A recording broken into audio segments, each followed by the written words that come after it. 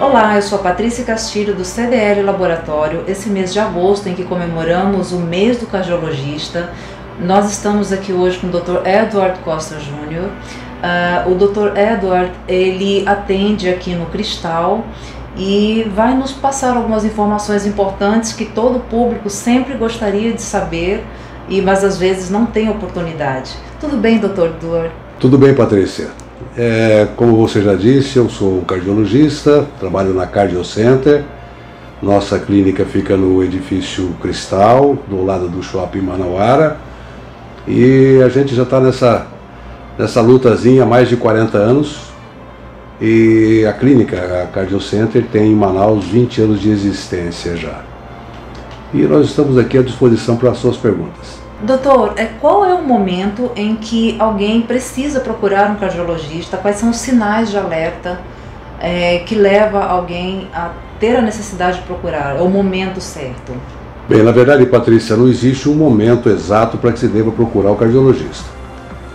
Existem alguns sintomas que, quando se apresentam, acendem a luz amarela, e aí, dependendo do médico clínico que faz o acompanhamento desse paciente, ou mesmo do pediatra que faz o acompanhamento da criança, ele vai saber o momento de indicar uma consulta ou uma avaliação pelo cardiologista.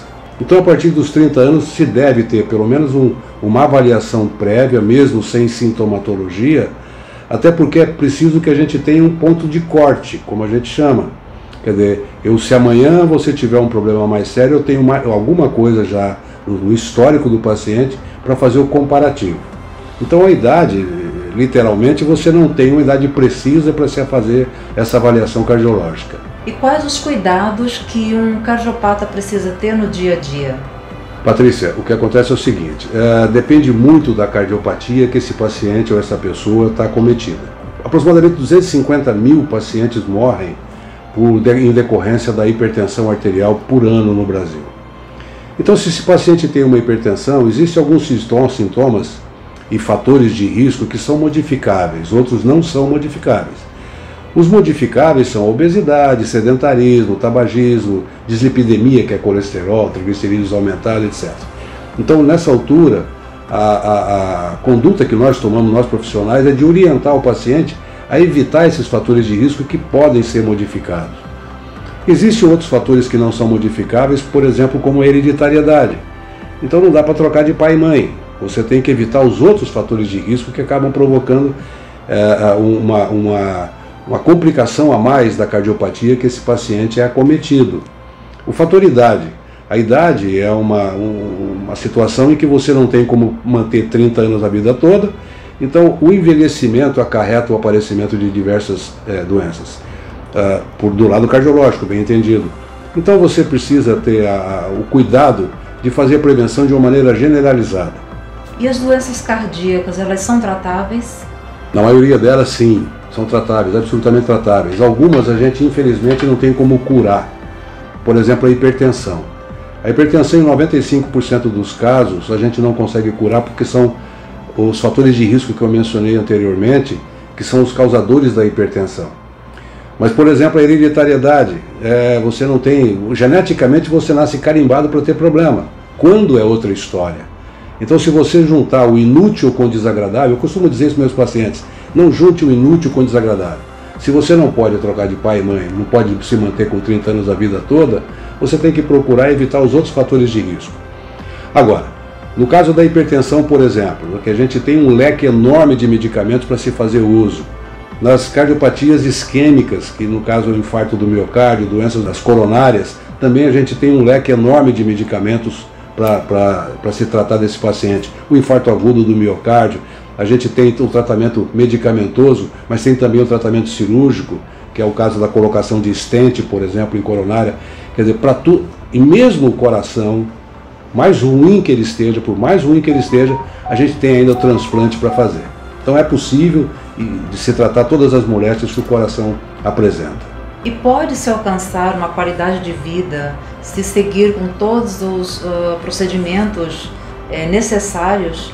Patrícia, essa é a razão do tratamento. Quer dizer, se a gente faz uma avaliação desse paciente, detecta uma patologia, e em cima dessa patologia a gente incrementa um esquema de tratamento, é tranquilo que se possa ter uma condição de vida muito boa. Por exemplo, o que tem limitações, um paciente que é portador de marca-passo, ele vai ter limitações para entrar em banco por conta daquela porta giratória, ele vai ter problemas quando viajar no aeroporto que tem que passar por aquele túnelzinho da Polícia Federal, etc. Mas, no geral, a qualidade de vida do paciente se mantém muito boa, inclusive melhorando em situações de tratamento a qualidade de vida que você tinha anteriormente. Há uma situação de melhora, inclusive. Doutor, nós sabemos que a prevenção ela é muito importante para a detecção das doenças. Então, qual é o papel dos exames laboratoriais como rastreio dessas doenças? Muito bem. Vamos falar sobre o que é mais comum hoje em dia, que é o colesterol alterado. O paciente com colesterol alterado nem sempre apresenta sintomatologia, nem sempre. O paciente com 400, 500 de colesterol total, às vezes não apresenta sintomatologia nenhuma. Mas eu costumo dizer para meus pacientes que ele tem que se considerar como se fosse uma casa e que tem um encanamento. Uma casa de 10 anos, ele tem um encanamento bom. Uma casa de 20 anos, ele continua bom, mas já começa a apresentar alguns problemas.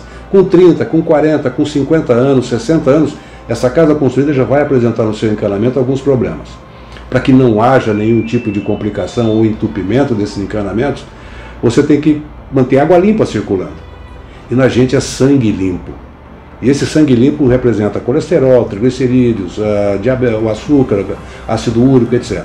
Tudo isso é detectável através de exames laboratoriais. E quando feitos com uma certa recorrência, a gente consegue avaliar esse paciente para iniciar um tratamento, para iniciar uma dieta, para iniciar uma atividade física, etc. O paciente tem que ter a dieta, ele tem que ter atividade física, ele tem que perder peso, etc. Então, a adesão ao tratamento não significa exclusivamente tomar os comprimidos, não é isso.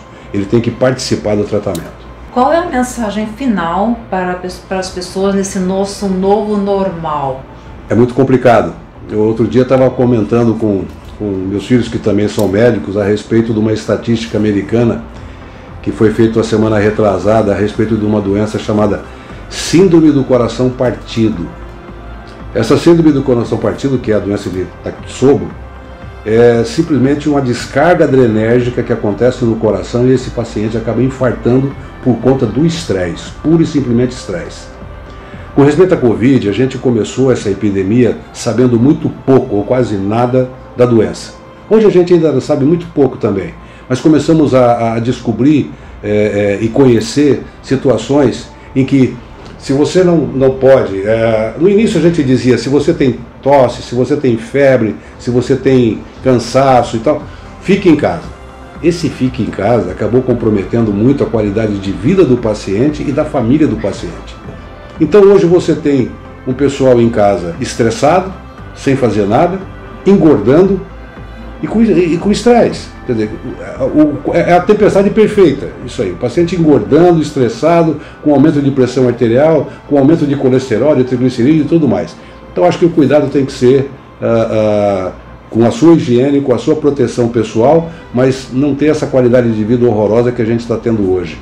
O terrorismo emocional foi muito grande nesse início de pandemia. Foi muito grande. A pressão foi muito grande para que vocês ficassem escondidos.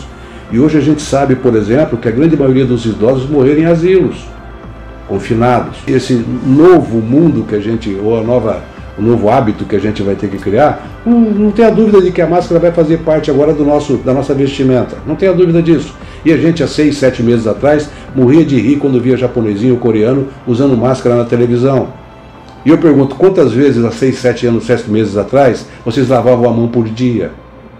Então esses hábitos todos vão mudar realmente. A gente vai adquirir essas novas condições de vida. Bem, depois de falar tanto assim, eu gostaria de aproveitar e dizer aos colegas o seguinte. O que a gente tem que fazer é trabalhar o nosso paciente para que a gente tenha empatia com ele. Ele precisa participar do tratamento, ele precisa aderir ao tratamento.